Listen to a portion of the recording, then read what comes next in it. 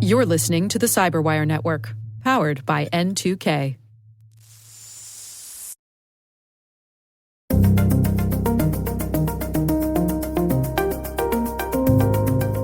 There is no way Amazon or any other service provider will send you a file as an attachment that you're not waiting for. If you bought something, that's fine. You will get an attachment for the invoice or for anything else. But the simple PDF-based attack is based on the fact that you will open the mail, you will not be infected yet, and then you will open the file itself. Hello, everyone, and welcome to the CyberWire's Hacking Humans podcast, where each week we look behind the social engineering scams, phishing schemes, and criminal exploits that are making headlines and taking a heavy toll on organizations around the world.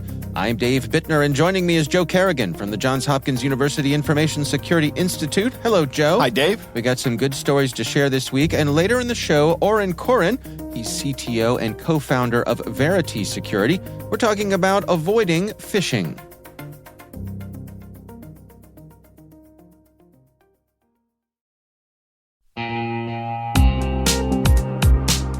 But first, a word from our sponsor, KnowBe4. Where would InfoSec professionals be without users making security mistakes? Working less than 60 hours per week, perhaps. Actually having a weekend every so often. We get it. User behavior can be a challenge. But users can also be an InfoSec professional's greatest asset once properly equipped. What do we mean by that?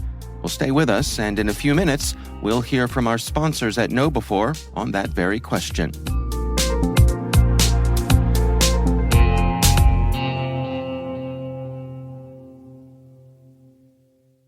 All right, Joe, before we jump into our stories, we've got quite a bit of follow-up this week. You want to start things off for us? Yes. I'm not going to name names here, Dave, but there is a company out there I've seen put this in their marketing literature. Cybersecurity Awareness Month, Cybersecurity Awareness Month, is October. Okay. Coming up soon. Right. Because here we are already in September. Can I believe it so fast? But can I please say, please do not abbreviate Cybersecurity Awareness Month as CSAM. Ah. I have seen people do this. That means something else entirely. Right. Please don't do that. Yeah. Just say Cybersecurity Awareness Month. Yeah. Isn't that funny, like especially because every industry has their abbreviations for things. Right. And what I found, when you switch from one industry to the other, you bring all those old abbreviations with you. And so you have to translate them in your mind and go, no, that's not what that means. It means the new thing. Yeah, my son is studying for an accounting test that's called a BEC test. Oh, nice. I think that's a business email compromise test. Right. But no, it's like some business and something else. I don't know what it means. I can't remember what it means. He told me 2 nights ago what it meant. Yeah. Or maybe it was last night. Yeah. That was I don't know. Recently, very recently. And I can't remember what it is because all I think is business email compromise. Right. Overloaded acronyms, not a good thing, especially within one industry. And CSAM means something else entirely. Yeah. And I think it deserves its own special place. Let me take this next one here. Okay. Someone who goes by the capital letter G writes in and says, in the AI versus AI episode, you mentioned that Google gave their source code so they can do business in China. That was me. I said that. I would appreciate if you can clarify this point with some references, as my probably outdated experience is the opposite. My experience from 5 years ago is that Google is not even accessible from China. When 5 years ago my company expanded with an office in China, the only way we could get the China office to use our Google workspace was to route those connections through private lines to our Hong Kong or Tokyo office. If anything, Google are the only of the big ones who does not do business in China. This is correct, and this is my fault. I was wrong. I misremembered who had done it. It was IBM, and we have a link to a Wall Street Journal article that talks about this. Okay. And Microsoft. We have a link to a Microsoft News article that talks about this as well. Okay. So it was not Google, and the G is correct. Yeah. All right. I don't know who G is, but I will note that G is the first letter of Google. That's right. Well, thank you, G, for setting us straight. We do appreciate that. Yes. We had a listener named Miguel write in who said, good afternoon, Joe and Dave. Love listening to your podcast. Well, thank you, Miguel. Said, in regards to the story of Tim, I was prior law enforcement for about 9 years before transitioning to cyber.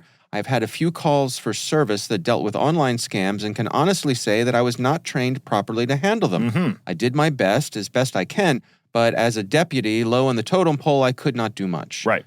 It sucked because my job was to help the community, no matter how small or big a situation was. Frustrating. Yeah. We did, however, have an awesome financial crimes unit. The sergeant in charge had lived and breathed financial crimes. If she was sleeping, I'm pretty sure she was dreaming about finances. She had taken upon it herself to ensure that the unit was capable of dealing with online scams and worked closely with our local FBI field office to ensure that the investigation was done properly and in a timely manner. Good. So this is interesting from Miguel. What it makes me wonder is if you approach your local law enforcement organization, should you lead with it being a financial crime rather than an online crime? I need to talk to your financial crimes unit. Right. Right. Yeah. Maybe. Could be. I don't know. We should try that next time we are aware of anybody being a victim of these kind of crimes. Yeah. It's interesting. All right. Well, interesting insights. Thank you, Miguel, for writing in. One more bit of feedback. This is from Will, who wanted to draw our attention to a link expander. And Will suggests urlexpander.org. Will says this expands things for you. And actually, Will sent along a link with a reference to my alma mater, the University of Maryland, that just opened the Hacking Humans webpage. So thank you, Will. I did check it out. I used that link to check it out. So Will basically says that that they've checked out many of these link expanders, and this one seems to be the best. And I checked it out, and I agree. It's pretty full-featured. What I like particularly about it is that when you put a link in there to be expanded, it expands it on its own, takes a screenshot, and posts the screenshot of it. Nice. So basically, you're pre-detonating the site and able to look at it before you go to it. On their servers. On their servers. Right. Yeah. So very useful thing there. So again, that's urlexpander.org.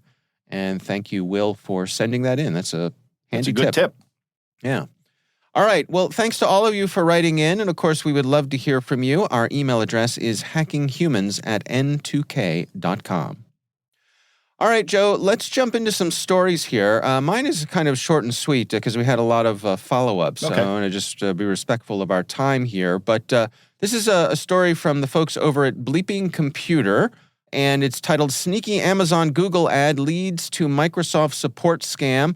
Part of why this caught my eye, Joe, is that, was it last week or the week before? I can't recall. It was 2 weeks ago, I think. I mentioned my father falling victim to one of these. Yes. That he summoned me to his home. Right. And I went, and his Chromebook had been basically taken over and made inoperable by this pop-up message on his browser. Yes. And this article describes that.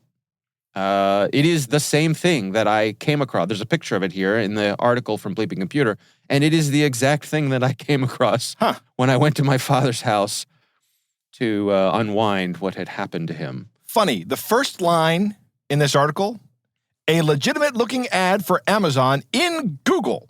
Yeah. Search results. Right.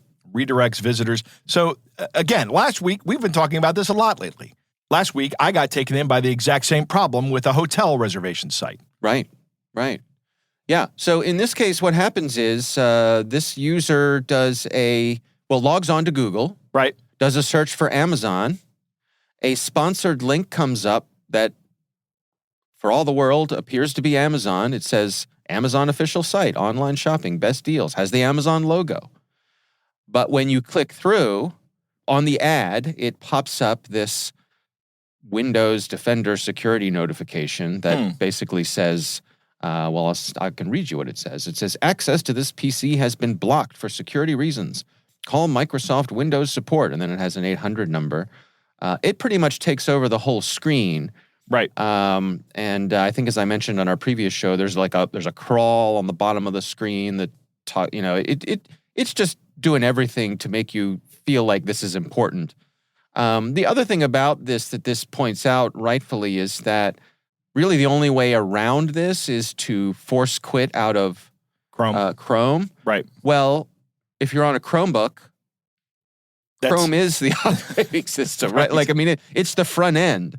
So It is front end of Chrome OS. yeah, so you got to restart. But when you restart, the first thing Chrome asks you is, do you want to reload Yes. all the tabs? And you have to say no. You say, no. No, I don't want to do that. Otherwise, you're going to be stuck in a loop here. Yeah. So a good advice there. This article also points out that the folks at Bleeping Computer reached out to both Google and Amazon. Guess what they heard back, Joe? Crickets. Nothing. Right? They heard back nothing. Right. I got to say, it's pretty frustrating that Google in particular doesn't seem to be either able or interested in doing a better job at tamping this down. Well, Dave, don't forget that there is money to be had here. You know, every time someone clicks on that link, Google makes a first off, they make money when you see the link, and if you click on it, they make more money. Right. So, yeah. I mean, perhaps this is adorable of me, but I would like to think that Google is not perverse enough to go with that incentive. yeah, right? I would like to think that too. You know, this is damaging to their reputation. Right. So, Right. and Google, like a lot of major companies, cares about their reputation. Yeah. At the same time, we're seeing more and more stories, even in the mainstream press, that Google is becoming harder to use and less reliable. Yeah. And this is exactly why. I've noticed that its search results are not nearly as good as like Bing. Is that right? Yeah. And I don't know why that is. I think people are maybe gaming the search engine optimization more on Google than they are on Bing. That would make sense. But Right. Sort of the same reason why, or one of the main reasons why Windows machines get more viruses than Macs, because there's just more of them. They have And a bigger it's footprint. It's a more sensible target. Right. Same thing, you know. If you're going to go after somebody, Google's the place to be. Right. And DuckDuckGo, they get their search results from Bing. Yes. They license it from Microsoft. I think that's right. Yeah. Which I would like to see them build their own index. But back in the 90s, Dave, when Yahoo and Alta Vista and Lycos were the search engines, Right. it was easy to do that.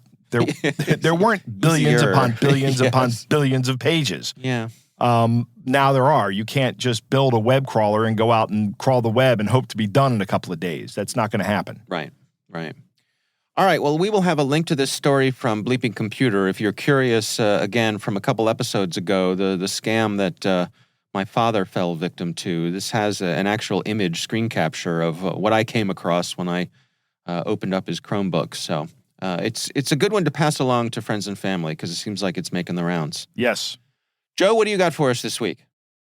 Dave, my story comes from WBZ, and Mike Sullivan is the author on this story. Okay. And the title of the article is Cambridge Shed Builder Thought He Was Getting an Award, but it was a vanity scam. Oh. Huh. Now, Dave, Yeah. I want to talk a little bit after we talk about this business owner here, but about how this might be something that might get me Okay. because of my vanity. All right. So this is out of Cambridge, Massachusetts, and there's a local business owner. He was getting awarded a best of honor for his shed building.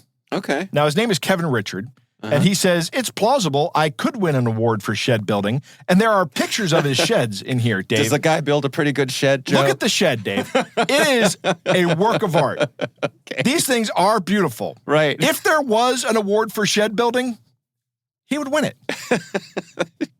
Pretty Reminds good me of the sheds. old Monty Python sketch about, I forget the exact name, but it was like Joe Two Sheds Jackson or something like that. Right, 'cause he the has guy had two two sheds. sheds. Yeah, yeah. No, these are fine looking sheds. I have to say that this is a high end looking shed. No doubt about it. This gentleman has skills. He does. Yeah. So he gets a phone call, and it's a woman with a very generic name like Jenny Smith. Okay. And he says they didn't have a website, and she says that he could pay $150 for a display plaque for his business, or $1,500 for a media package Oh. where okay. he wins a prize, where he says he's the best shed builder in Cambridge, maybe? Yeah. I don't know.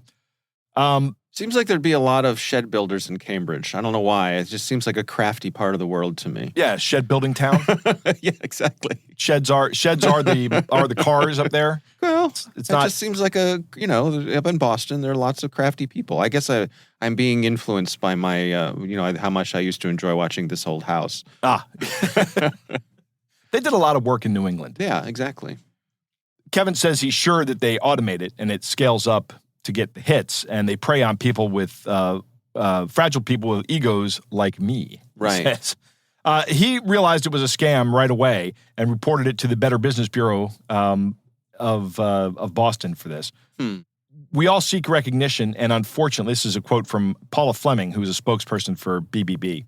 We all seek recognition, and unfortunately, people have been scammed by this for many years. Last year, it was brought up, and unfortunately, a lot of Boston women were targeted.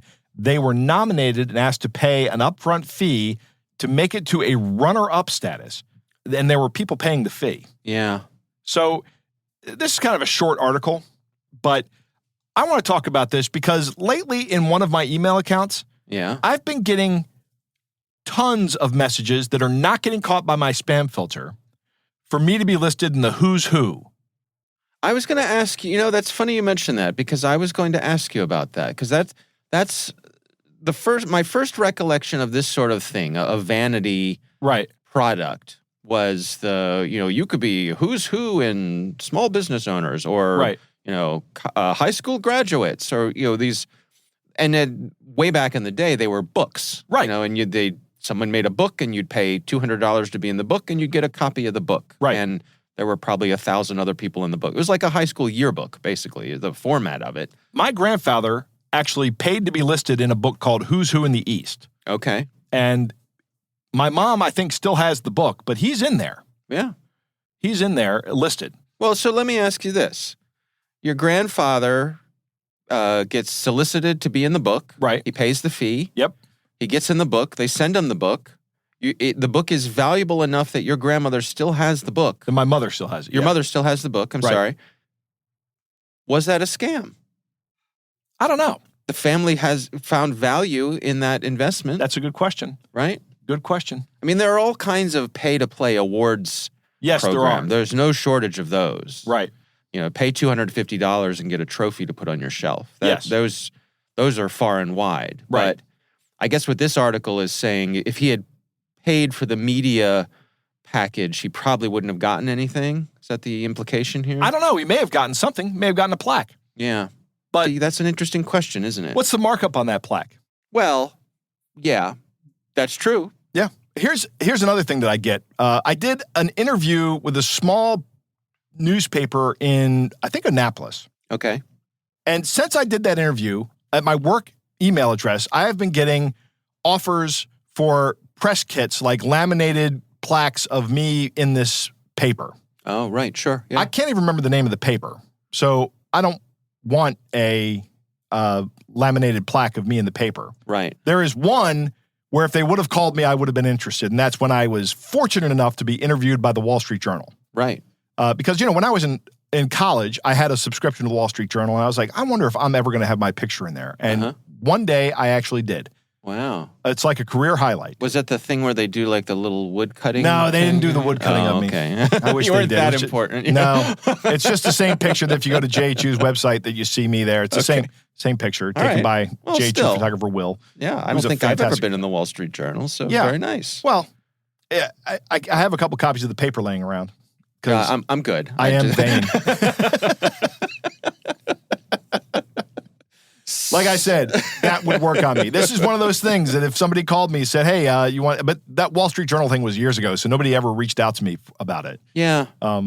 See, but that's also interesting to me because back in my previous life when I was, sort of early days right out of college and me and some friends were riding the wave of desktop digital video, and we started a small company. We had a little office, and we were looking for all the PR and press we could get. Right. And so when our local newspaper published an article about us, new startup comes to town, that sort of thing. Yeah. We absolutely printed that out and matted and framed it and hung it on the office wall. Oh, absolutely. So my point is that I think for the folks who are offering that to you, again, like the Who's Who book, as long as you get something, Right. to me, there is some value in there, especially if you're not someone capable of printing, matting, and framing on your own. Right. Which I am not. Right. Trust me, when I was getting my first degree, I had to do some graphic design, had to take a graphic design class, including matting and framing. Right. And the teacher was like, look, you suck at this. Just go up to the art store and have them mat and frame it. Right. She was very frank with me. I'm not even going to try to teach this to you, Right. Joe. You're just too far. Yeah. I liked her. I like this woman. She was very honest and direct with me, which I have a real appreciation for. But I got a C in that class. Apparently, she did not like my style. All right. But that's okay. I'm not much of an artist when it comes to drawing things. Fair enough. Writing is more my forte. So what's the lesson here? Check your vanity, really. Yeah. That's really what it is. These guys are going to come after you with some kind of emotional trigger. We talk about it all the time with fear and greed. Mm-hmm. But your vanity is also a target. They're going to try to pump you up. Hey, look how smart you are. Look how cool you are. Look how good your sheds are. Right. Right. Exactly. Yeah. It's good that they, well, is it good or not? I don't know. They went after, wouldn't it have been funny if we opened this story and they were lousy sheds? Right. Just like these ramshackle, Like a shed that I would build. Right. And instead of, like a Homer Simpson shed, right. Like instead of these fabulous sheds that this gentleman builds, if they're just barely held together with spit and baling wire, and the guy's like, wow, finally the recognition I deserve. Right. No, but I'm looking at these sheds, man. They are beautiful. They are. Yeah, I'd be proud to have one of these sheds in my backyard. Yeah. All right. Well, we will have a link to this story in the show notes. And again, we would love to hear from you. You can email us. It's hackinghumans@n2k.com. All right, Joe, it's time to move on to our catch of the day.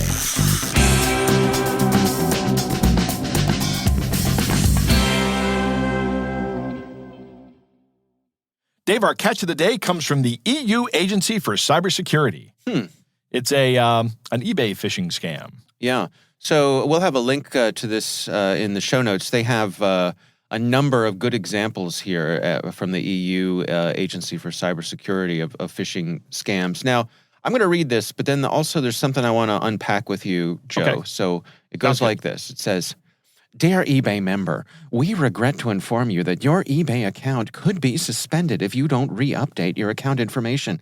To resolve this problem, please visit link below and re-enter your account information. If your problems could not be resolved, your account will be suspended for a period of 24 hours. After this period, your account will be terminated.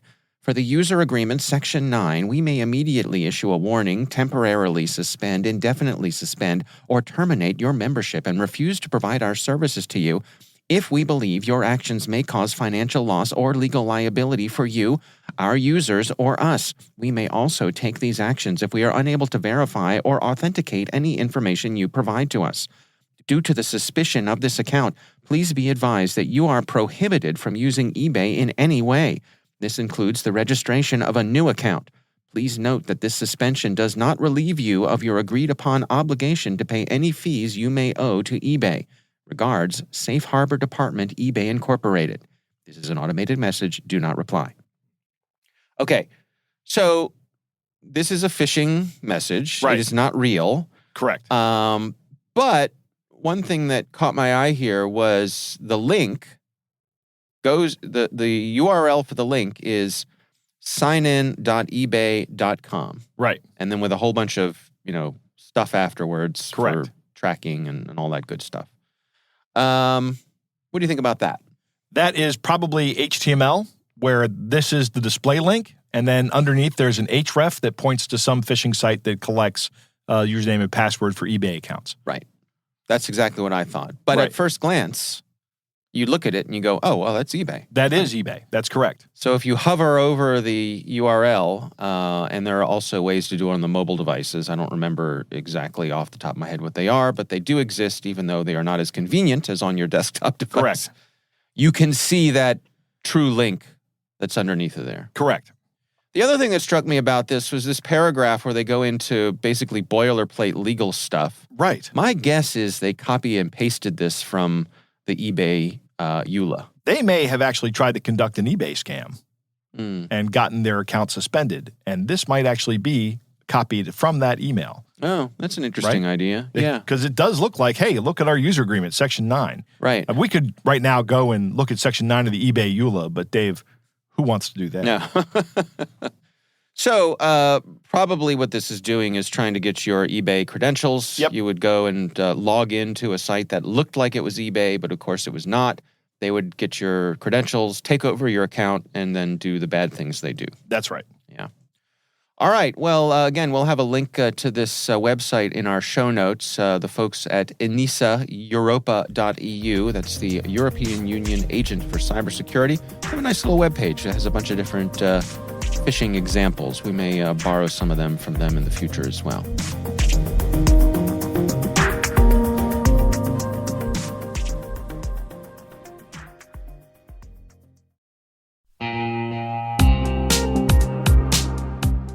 We were talking about making users into an asset for security professionals. Simply put, users want to do the right thing. They're often just lacking the knowledge to do so. That's one of the reasons KnowBe4 has released Security Coach, a real-time security coaching tool that takes alerts from your existing security stack and sends immediate coaching to users who've taken risky actions. For example, imagine a user has visited a high-risk website or tried to open a document containing malware. Existing security tools will likely block that action, but the user might not understand why. Security Coach analyzes these alerts and provides users with relevant security tips via email or Slack, coaching them on why the action they just took was risky. Help users learn from their mistakes and strengthen your organization's security culture with Security Coach. Learn more about Security Coach at knowbe4.com/securitycoach. That's knowbe4.com/securitycoach.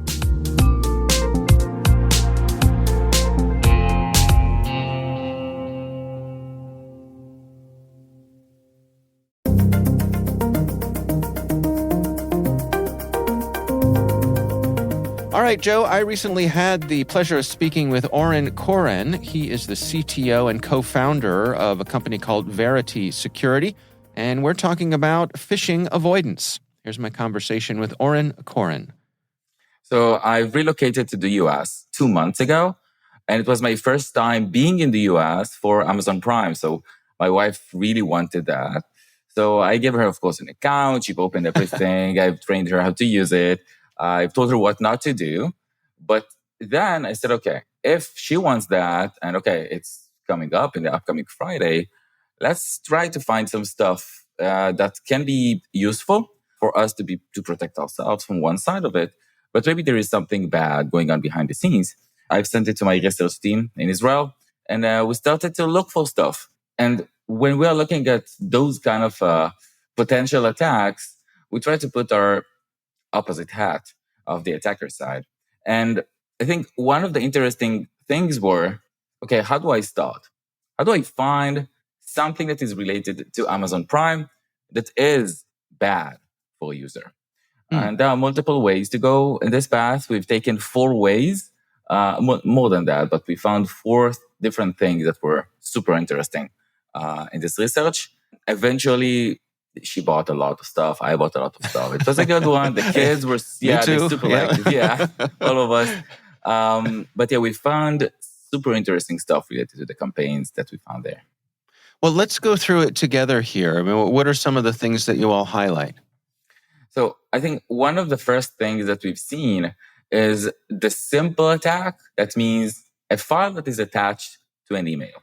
And think about a scenario when you're getting an email with an attachment saying, we're going to disable your account, or we're renewing it now. You need to open your account if you don't want to renew it. So from one hand, if you wanted an account and it's going to be disabled, so you need to log in. From the other side, if you don't have any account, so why the hell I'm going to log in and I'm going to pay for it. So we saw a file, a PDF file as an attachment, sending to thousands of people, really. We saw like thousands of malicious emails with this PDF when the goal there was simple, to open the file and then just to log in through a phishing domain or a lookalike domain.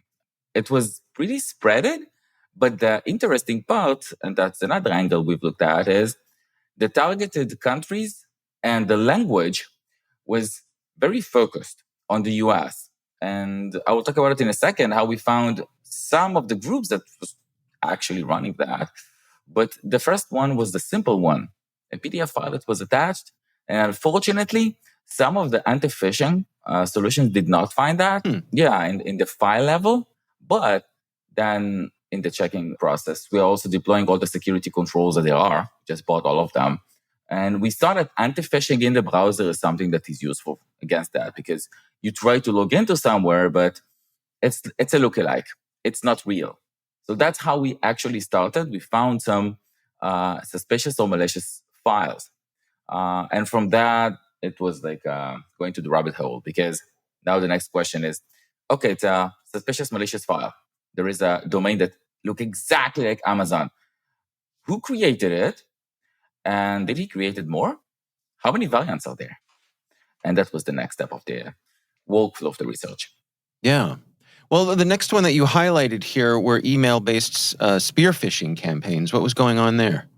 Yeah, what we found in relation to the first one, it was a mistake of an attacker. He reused the domain for spear phishing and for the attachment. And what we've done there is we found one from one of the files that were attached.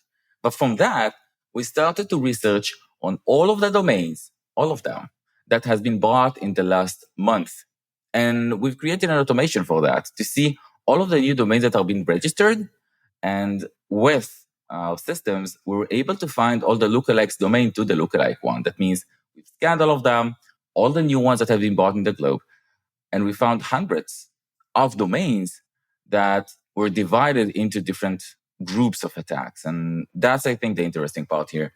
When we've looked at that, we said, okay, they've bought a domain for $2, $5, $10. But who has done that? Like, who bought like 200 domains or 100 domains because we grouped them?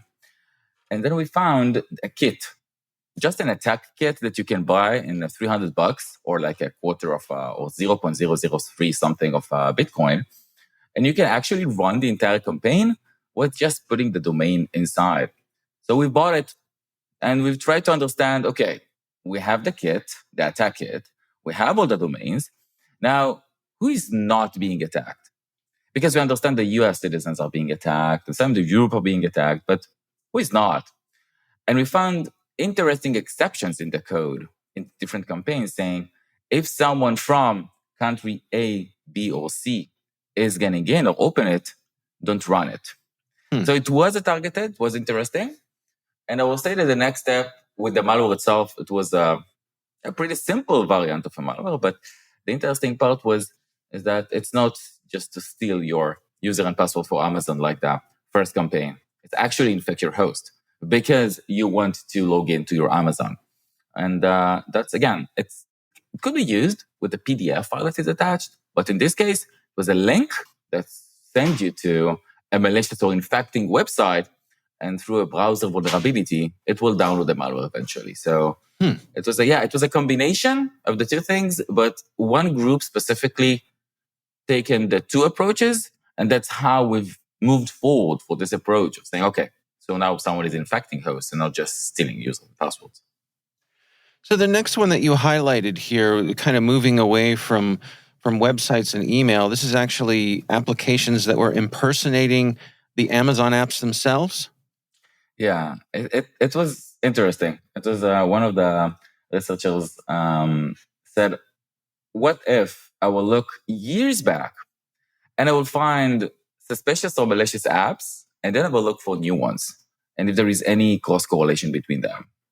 So the interesting part there is some of them, we've posted only one of them, but we found some. Some of them were super, super sophisticated and very good ones. Like you really can think that you're using Amazon, but you're not. And eventually you give all of your information inside, and then the app doesn't work, so you delete it. But the simpler ones are so simple. They're going back to the roots of stealing your user and password. But also, when you infect the mobile device itself, what they've done is, let's send free SMSs. Let's take all the data from the phone itself. So it was a parallel campaign and definitely a different attacking group. Someone thought about this idea, wrote the apps, of course, different language. And we saw, in this case again, it's, I think, tens of thousands of downloads from exfiltration data there. There was one more interesting part. How do you take the data from the phone? How do you take the data from the user and send it up, they've used file sharing to send the data out. So it's like you've infected yourself and then you're sending to a file share. There are so many ways to do that. All your personal data all the time, including they took all of your photos and they can take a photo or record the audio even if you didn't allow it. So it was, a parallel campaign with the goal of stealing everything you have eventually, but using Amazon as a Amazon Prime.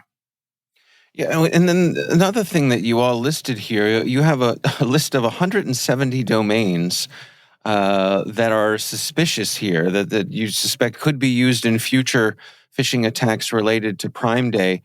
I mean, a lot of these, some of them are, obvious sort of scam things, but many of them, they look like they could be a legit domain that Amazon may have use for. Yeah. In some cases, you can think about that. You have AmazonRN.com.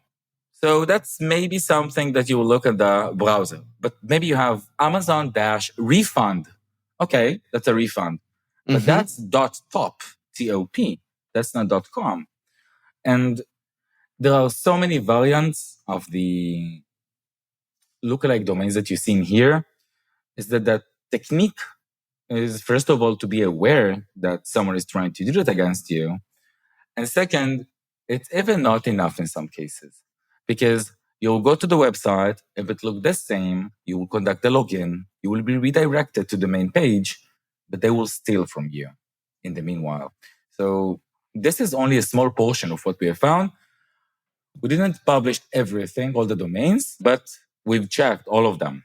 And the important part is that now if you have an antibot, an anti-malware, an antivirus, even the common ones, what we've done with this data is we've shared it with the community. First of all, let's give it to all of the community, all of the vendors through the regular systems and workflows.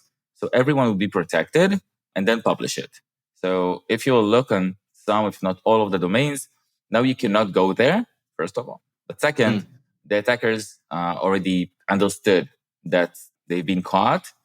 One last thing that is interesting, if you look at the list in the publication, there are so many that looks almost the same, just one thing that has been changed in the middle. And even if you're not like a security expert, you can just create groups of them.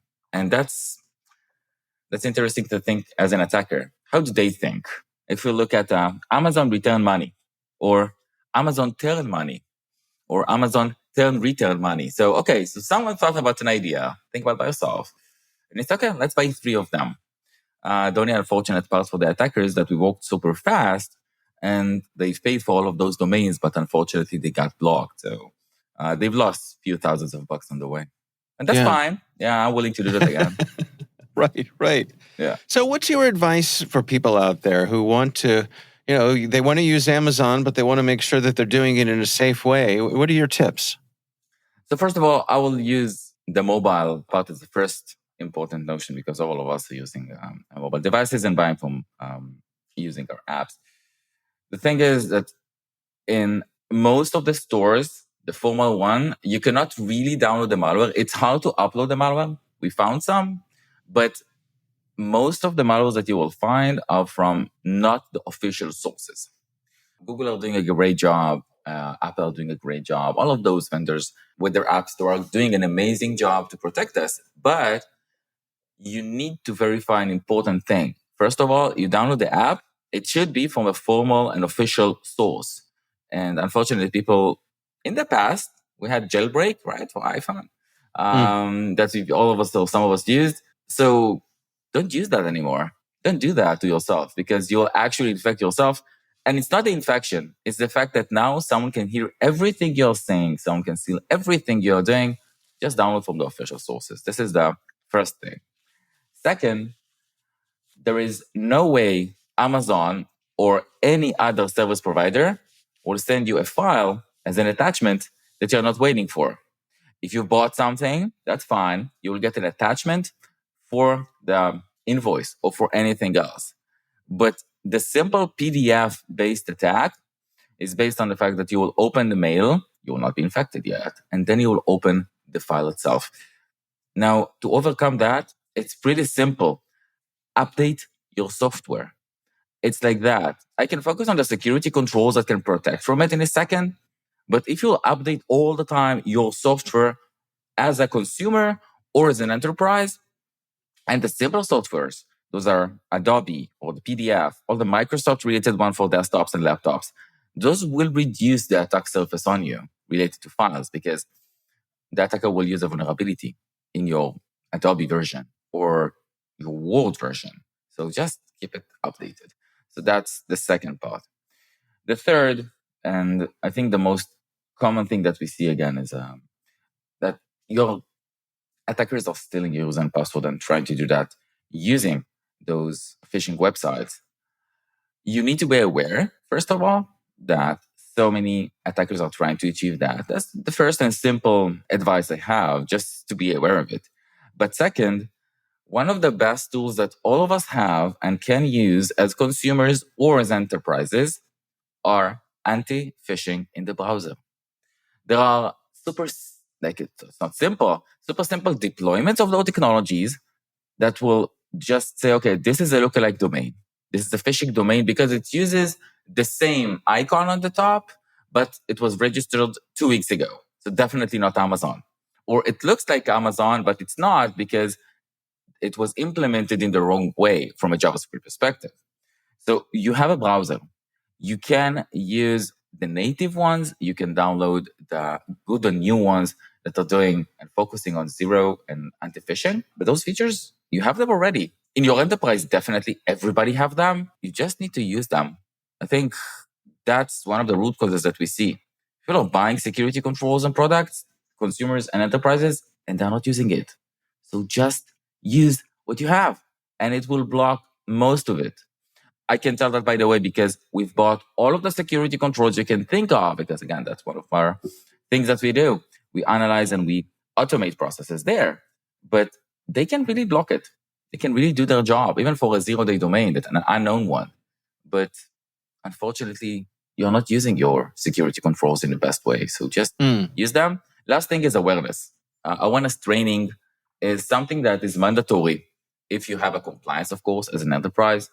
But if you're a small shop, you have 50, 100 employees, it's their responsibility to understand that there is a challenge. It's your responsibility. You want to give more to your employees from one hand, or from the other hand, you have the compliance regulations that you need to have.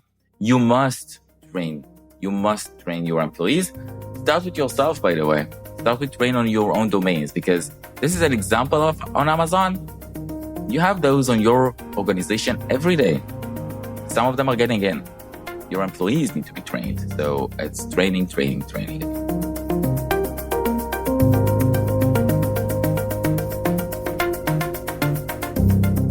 Joe, what do you think?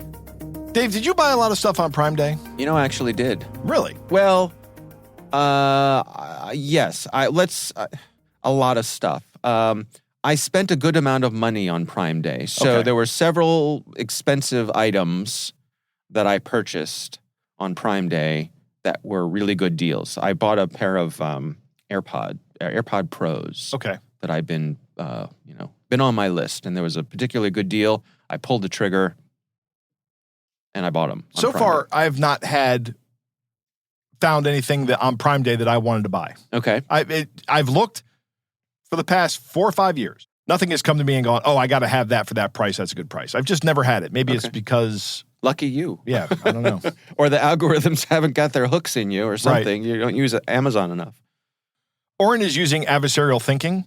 Early on in the interview, he talks about what would we do if we wanted to trick somebody with the Amazon Prime Day. This is a vital skill. And I say this often, that just because you have the ability to think adversarially does not make you a bad person, right? Just because you're paranoid doesn't mean they're not out to get you. Right, exactly. That too. Right. Adversarial thinking is very important. That way it helps you recognize when somebody might be actually out to get you, as you say. Yeah. Thousands of malicious PDFs to collect credentials. It's very focused in the U.S., and anti-phishing missed it. Mm-hmm. That's significant, I think. Yeah.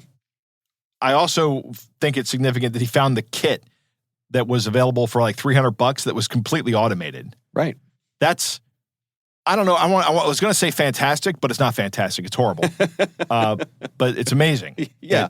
You for don't need skills to run these scams. You just need money. Right. You just need a little bit of money. $300 is not a lot of money. Right. And a certain amount of moral flexibility. Right. Yeah. Well, moral flexibility. That's a nice way to say it, Dave. Yeah. And then there was another one where they were not just stealing your credentials, but also infecting your host with drive-by downloads or with malicious downloads. That is also very interesting. It's also interesting that some of these kits will not let you operate in some countries. Pretty safe to guess the country of origin when you see that. Right. Right? Right. Interesting, the mobile apps run the gamut as well. The mobile apps that imitate or pretend to be Amazon using file share as a way to upload all your information. Remember that file sharing is a useful tool.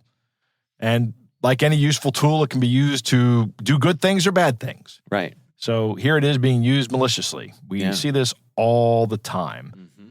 These malicious apps that are on your phone will access all the sensors on your mobile device. And that can be absolutely devastating to you. If you think about just being able to turn your microphone and camera on and recording everything you do. Right. I mean, the privacy implications there are huge. You do not want that. I think the discussion of the domains was pretty interesting as well. There's a lot of domains that look like they would be Amazon domains. And I think I've actually seen legitimate domains that tech companies have used that aren't like Microsoft.com. It's like Microsoft-something-else.com. I seem to remember having a memory of that. Maybe maybe this is a Mandela effect thing. Well, in the old days, the early days of the internet, a lot of times you'd see folks, you'd see links that would refer to Akamai, especially if you were streaming video or something like that. In the days before everybody had big pipes to the internet, only a few companies did. Right, so, like companies like Akamai, which were content distribution networks. Right. That's how they got big. Right. I like the story that Oren tells here where he and his team got to essentially cost these guys a few $1,000s in domains by getting them shut down and getting them listed as indicators of compromise. Yeah. Which is a term of art in the industry here where once something is listed as an indicator of compromise or an IOC, that information is pretty quickly disseminated. Right. And those domains become useless. And there is actually precedent for those domains being seized by companies like Amazon or Microsoft. So you might have a malicious domain, and then later on that just becomes the property of Amazon because they go, well, this is obviously someone fishing for credentials. They shouldn't have it. Give it to us. Right. And then Amazon maintains that domain, and nobody ever buys it again. Sometimes the FBI puts a nice little splash page on it. Yes, they do. I've seen that happen a number of times. Right. So I like the advice that Oren gives. Don't sideload Amazon apps. If you're a regular user, just a person that is not technical, there is no reason for you to ever sideload an app. Yeah. I don't think that you need to do that. You don't need to jailbreak an iPhone either. No. Have you ever jailbroken your iPhones? No, I have not. No, it just never seemed worth it to me. I mean, I was certainly tempted along the way, particularly in the early days, right, when the iPhone had some pretty limited functionality. I mean, it took it's hard to remember now, but it took several versions of the iPhone before we had copy and paste. Right. So that's a pretty good motivation for wanting to jailbreak your iPhone. Yeah. But, these days, I think the reasons to do it are fewer and farther between. So I've resisted. I have rooted a couple of Android phones to install like CyanogenMod on it, but I haven't rooted my last 4 phones. Yeah. So I don't know why you would need to do that. Yeah, I mean, you gotta have a good reason, and you gotta know what you're doing. Right. Otherwise, you're just looking for trouble. Right. Yeah. If you're a developer, yeah. Yeah. And maybe you don't want Google. Maybe you want to install a different mod because you don't want Google tracking you everywhere. Okay, I get it. Yeah. Maybe then, but otherwise, no. Well, but I think a side issue here is that you should go through the official Play Store and App Stores Right. Because obviously on Android, you have the option of side loading from alternate app stores, Correct. which Apple doesn't let you do. Correct. So think twice before you do that, because none of the app stores are perfect, but they're pretty good. Right. Yeah. Yeah. Like Amazon actually has an app store that you have to enable the loading of third-party apps to do it. Right. So I haven't done it on my last 2 phones. I have done it before, but not recently. Yeah. The Amazon invoices are on their website. Mm-hmm. You know, when you log into your account, you have access to all your Amazon invoices on your website. They never need to email you one. Right. You never need to download a PDF or open a PDF in an email. You just go to your Amazon account and look at all your invoices. Yeah. Keep your software updated. This is a big one. This is one of the top 3 things I say to people. Right after use multi-factor authentication, use a password manager, keep your software updated. The fact that a lot of these vulnerabilities are exploited on software that could have been patched. Well, the longer you go with unpatched software, Right. the lower hanging fruit you become. That's correct. That's a good way to say it. right. The longer you go with unpatched software, the lower hanging fruit you are. Yeah. You know, it takes like 7 seconds for Windows XP box to be owned when it's put on the internet. We were trying to set up a Windows XP box for our students because we do that, right? We have students that need to conduct malicious activity, and we have a special little network where we do this. Right. And our systems engineer Chris Venghaus put it on the internet once, and it was done in 7 seconds. Wow. It was so fast. Somebody was inside of it already. Wow. So yeah. And that's an example of what we're talking about here. XP is a very old operating system with a lot of known vulnerabilities that are not going to get patched. Right. Period. Because the operating system is not supported anymore. Right. So that's another thing. Use a supported operating system. Be aware that your credentials have value. Mm-hmm. I said this last week. I'll say this again. Don't think that you have nothing of value to an attacker. The credentials to your account have value to an attacker. Even if they just want to resell it, they can get a couple bucks for it. Yeah. Which is significant to them. The anti-phishing tools in the browser that Oren talks about, I think these are coming along. I don't know. I haven't had the opportunity to interact with these. Yeah. I know that a lot of password managers that interface with your browser, or integrate with your browser rather, have a feature that will say, whoa, this is not the website you think it is. Right. Right. Which is very helpful. Yeah, which is remarkably helpful. But before you give anything the ability to look at everything you're doing, just be careful to vet it. Right. Yeah. Yep. Because it could be a bad person. It could very well be a bad person. Yeah. Yep. Pretty interesting interview. Yeah. Yeah. All right. Well, again, our thanks to Oren Koren from Verity Security for joining us. We do appreciate him taking the time.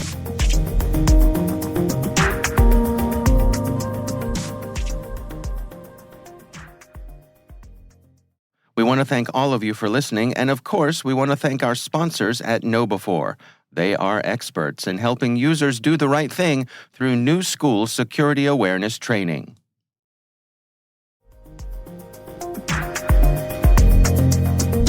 That is our show. We want to thank all of you for listening. We want to thank the Johns Hopkins University Information Security Institute for their participation. You can learn more at isi.jhu.edu. We're privileged that N2K and podcasts like Hacking Humans are part of the daily intelligence routine of many of the most influential leaders and operators in the public and private sector, as well as the critical security teams supporting the Fortune 500 and many of the world's preeminent intelligence and law enforcement agencies. N2K Strategic Workforce Intelligence optimizes the value of your biggest investment, your people. We make you smarter about your team while making your team smarter. Learn more at n2k.com. Our senior producer is Jennifer Iben. Our executive editor is Peter Kilpie. I'm Dave Bittner. And I'm Joe Kerrigan. Thanks for listening.